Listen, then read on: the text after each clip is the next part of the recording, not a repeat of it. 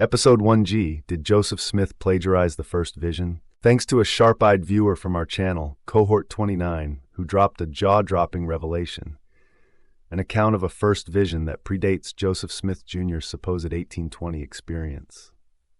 This information launched me into a fascinating investigation involving Norris Stearns, a man who, in 1815, described a vision that strikingly mirrors the one Joseph Smith would later claim.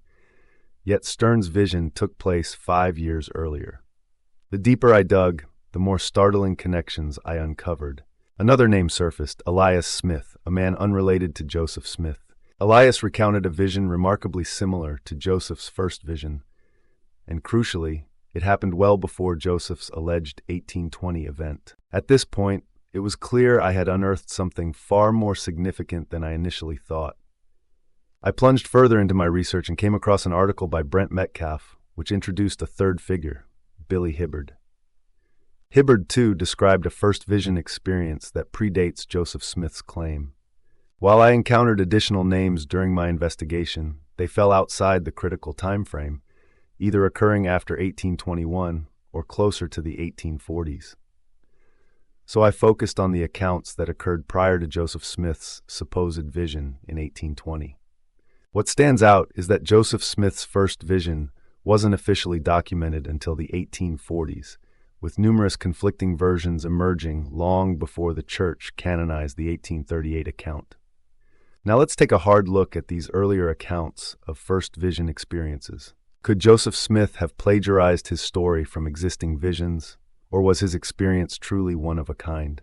Let's delve in and uncover the truth. Some critics of the Church of Jesus Christ of Latter-day Saints have charged that Joseph Smith was a plagiarist, borrowing Bible passages and the writings of other people for both the Book of Mormon and his own revelations. Because the terms plagiarism, plagiarize, and plagiarist have legal implications, their use seems intended to cast aspersions on the prophet and the church he founded. Was Joseph Smith guilty of plagiarism?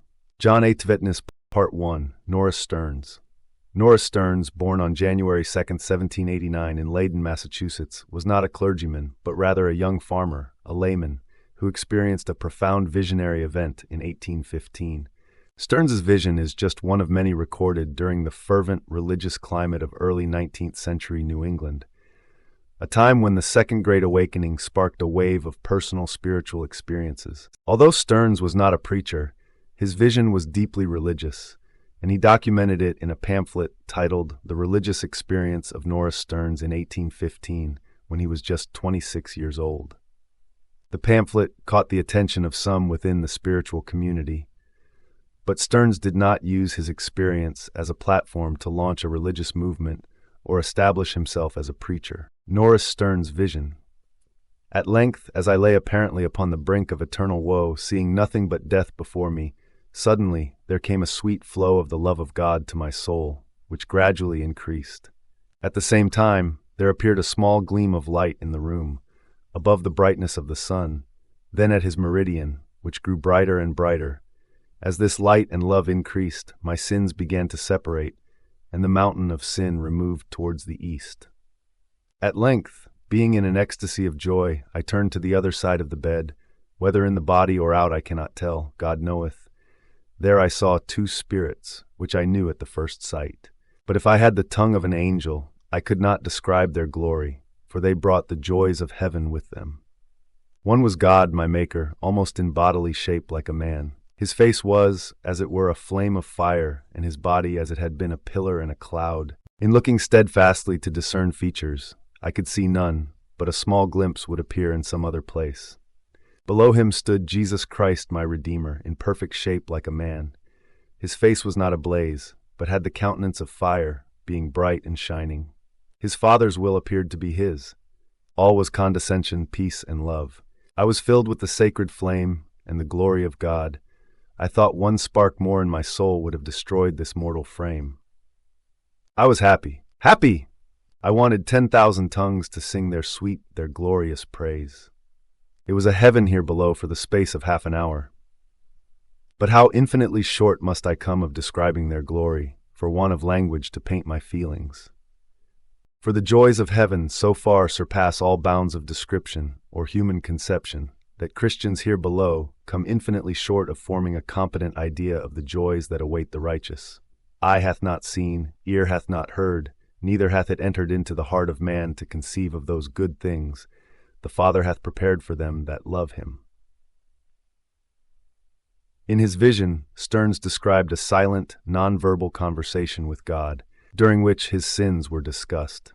Afterward, he claimed to feel an overwhelming sense of love for 3 consecutive days, along with recurring moments of joy and spiritual gladness. This account bears a striking resemblance to Joseph Smith's first vision, which he recounted 23 years after Stearns' experience.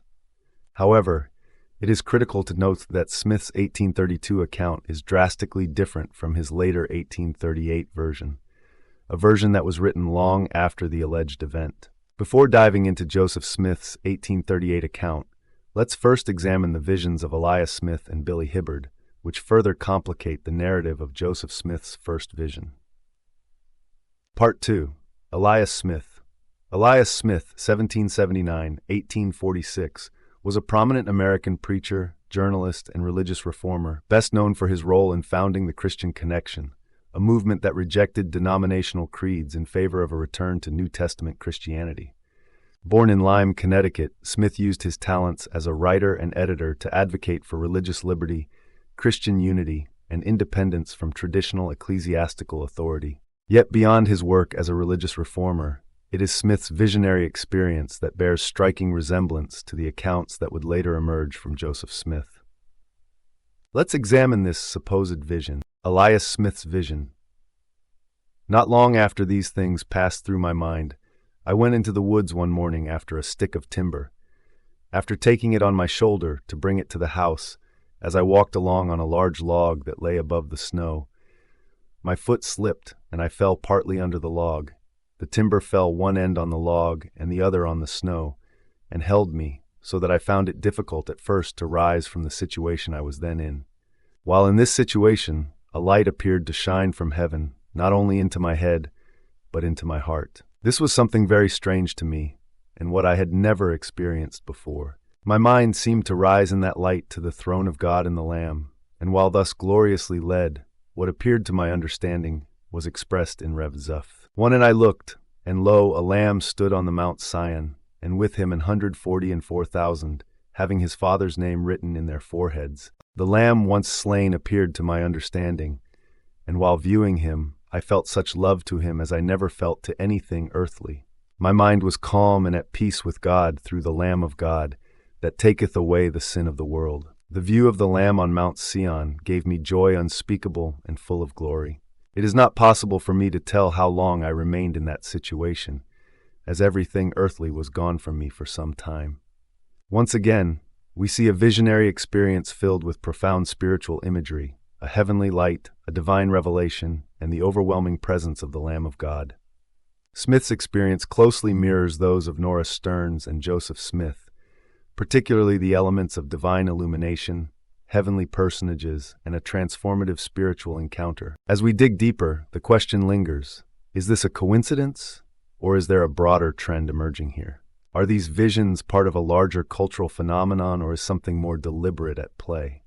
Let's now examine Billy Hibbard's account, which continues to add layers to this already fascinating and complex puzzle. Part 3. Billy Hibbard. Billy Hibbard reported his visionary experience around 1792 when he was just 21 years old. This was a period marked by deep personal spiritual reflection and intense religious struggle, hallmarks of individuals caught in the religious fervor of the late 18th century and early Second Great Awakening. Hibbard's vision emerged amidst the cultural climate that fostered personal spiritual experiences, many of which found their expression in extraordinary, otherworldly encounters. Hibbard recounted his vision in his autobiography, Memoirs of the Life and Travels of B. Hibbard, Minister of the Gospel, published in 1825, over 30 years after he experienced it. Now, let's break down Hibbard's supposed vision. Billy Hibbard's vision. I thought how happy must Jesus Christ have been when he suffered for sinners. It would yield some satisfaction to me if my misery can be a cause of happiness to others. But when I came to the place of prayer, had kneeled down and closed my eyes, with my hands uplifted toward the heavens, I saw Jesus Christ at the right hand of God, looking down upon me, and God the Father looking upon him. The look of Jesus on me removed the burden of my sins, while he spoke these words, "Be faithful until death, and this shall be thy place of rest." I never had seen Jesus Christ before, nor heard his voice, nor ever had a sense of his intercession at the right hand of God for me till now. I saw heaven open, and Jesus at the right hand of God, and the heavenly hosts surrounding the throne, adoring the Father and the Son in the most sublime strains. There it is again, yet another account brimming with striking similarities to Joseph Smith's 1838 vision. The themes of divine illumination, the presence of both God the Father and Jesus Christ, and a personal transformative revelation come through loud and clear. Hibbard's description mirrors Smith's in uncanny detail. The appearance of Christ at the right hand of God, the alleviation of sin, and the celestial adoration of the Father and Son. This is no longer a mere coincidence. These repeated patterns raise more questions than answers. With each new account, the connection between them becomes harder to ignore. How many of these visions are there, and what do they truly mean? If you'd like me to explore more of these accounts in depth, let me know in the comments below. The thread of these visionary experiences continues to unravel, and the implications are only just beginning to unfold. Part 4. Joseph Smith Jr. Joseph Smith's identity is of course well known, though we must note the inconsistency in his own narrative. Smith claimed that his first vision occurred in 1820, yet he did not commit the account to writing until 1832. Strikingly, this early account bears little resemblance to the more famous versions he presented later, specifically the 1835, 1838, and 1842 accounts. But it is the 1838 account, the one adopted by the LDS Church as its official version, that we must focus on here. This version aligns closely with the visions we've already discussed, reinforcing the disturbing similarities we've uncovered. Let's examine Joseph's 1838 account in detail. Joseph Smith Jr.'s 1838 account. After I had retired into the place where I had previously designed to go, having looked around me and finding myself alone, I kneeled down and began to offer up the desires of my heart to God. I had scarcely done so, when immediately I was seized upon by some power which entirely overcame me and had such astonishing influence over me as to bind my tongue so that I could not speak. Thick darkness gathered around me, and it seemed to me for a time as if I were doomed to sudden destruction. But exerting all my powers to call upon God to deliver me out of the power of this enemy which had seized upon me, and at the very moment when I was ready to sink into despair and abandon myself to destruction, not to an imaginary ruin, but to the power of some actual being from the unseen world, who had such a marvelous power as I had never before felt in any being. Just at this moment of great alarm, I saw a pillar of light exactly over my head, above the brightness of the sun, which descended gracefully gradually until it fell upon me. It no sooner appeared than I found myself delivered from the enemy which held me bound. When the light rested upon me, I saw two personages, whose brightness and glory defy all description, standing above me in the air. One of them spake unto me, calling me by name, and said, pointing to the other, "This is my beloved Son, hear him."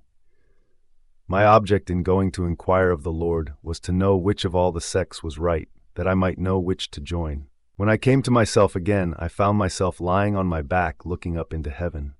Some few days after I had this vision, I happened to be in company with one of the Methodist preachers, who was very active in the before-mentioned religious excitement, and conversing with him on the subject of religion, I took occasion to give him an account of the vision which I had had. I was greatly surprised at his behavior.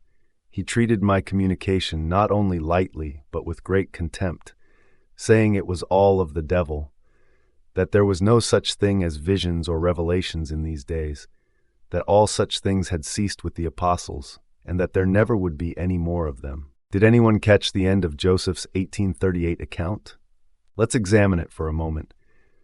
He stated that the Methodist preacher told him it was all of the devil, and that there was no such thing as visions or revelations in these days, that all such things had ceased with the apostles, and that there never would be any more of them. However, we just examined the visions of Elias Smith, Billy Hibbard, and others who had remarkably similar experiences around the same time, and these were not rejected by their faiths. Joseph's account here is a clear attempt to discredit or erase the reality that others had visions like his, prior to his own claim. Here we find Joseph Smith's 1838 account, a narrative full of grandiose imagery and powerful declarations. The familiar elements are present: the darkness, the divine light, the appearance of two personages, and the rejection of all existing Christian denominations.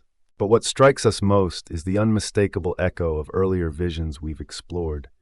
The very structure, the language, and even the themes bear a troubling resemblance to the visions of Elias Smith, Billy Hibbard, and others. In light of the striking similarities between these accounts, it's impossible to ignore the mounting evidence that Joseph Smith's first vision was not entirely his own. The elements of his vision, particularly the direct confrontation with false Christian sects, seem borrowed from earlier religious experiences, the kinds of encounters reported by men like Elias Smith and Billy Hibbard long before Joseph Smith. Joseph Smith's death in 1844 may have sealed his fate, but the evidence of his borrowings lives on. It's clear Joseph Smith didn't just invent the first vision. He plagiarized it. If you'd like me to cover the visions shared by others between 1821 and 1840, which I didn't address in this episode, let me know in the comments section below. Thank you so kindly for watching. This is the Ex-Mormon Informant signing off for today.